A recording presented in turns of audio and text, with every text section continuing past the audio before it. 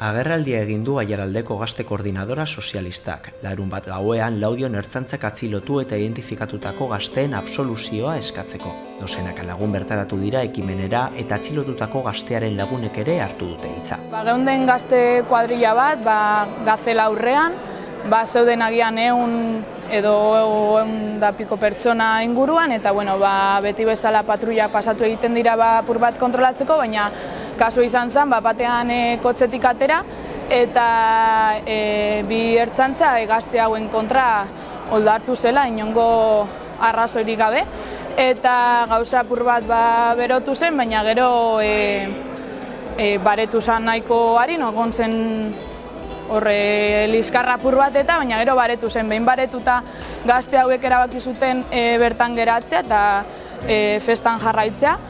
Eta honelako batean, hasi ziren ertzaintza gehiago etortzen, kotxe gehiago eta udaltzaingoak ere bertan zeuden. Eta beste kuadrilla horretako beste gazte baten aurka oldartu ziren, eta hau egoera ikusita korrika egin zuen. Eta antza denez, sekretak zeuden ere ingurutik, eta denen artean rapatzea lortu zuten, baina berak ez zuen inongo erresistentziarik jarri. Eta inguruan geunden guztiok hurbildu eta ea zer gertatzen ari zen, eta ea zer gaitik atxilotzen ari ziren gazte hau jakin nahi genuen, eta bertaratu ginen baita ere.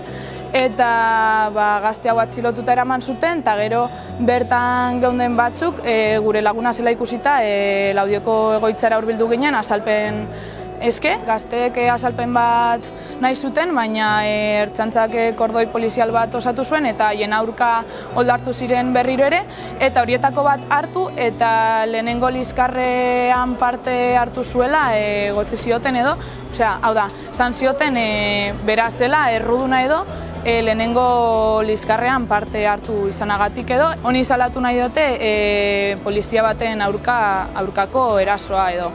Jakin genuen guzti hau gertatu zela larun batean, gazteekin kontaktuan jarri ginen, guretzat interesgarria zen edo uste dugu beharrezkoa zela jazarpen kasu hau era ez isolatu batean hartzea, zen eta azkeneko hilabeteetan eta azkenengo urteetan pandemiaren harira eta hori ikusten dugu gazte langileen kontrako jazarpen poliziala areagotu egin dela. Eta egiten dugun irakurpen politikoa edo da krisi kapitalista areagotzen den momentu batean estatutik eta indar polizialen partetik gazte langileen kontrako jazarpena edo autoritarismoa eta disiplinamendua areagotzen ari dela. Orduan beharrezkoa ikusten genuen guzti hau elkarrekin salatzea, segurazki hurrengo hilabeteetan berriro gertatuko da. Eta argia da gaurko adibideaz, hemen montaketa lanetan egon gabiltzanean 3 fula pasa dira, agerraldi baten aurrean olako nola esaten da, despliege bat ikustea nahiko esanguratsua dela.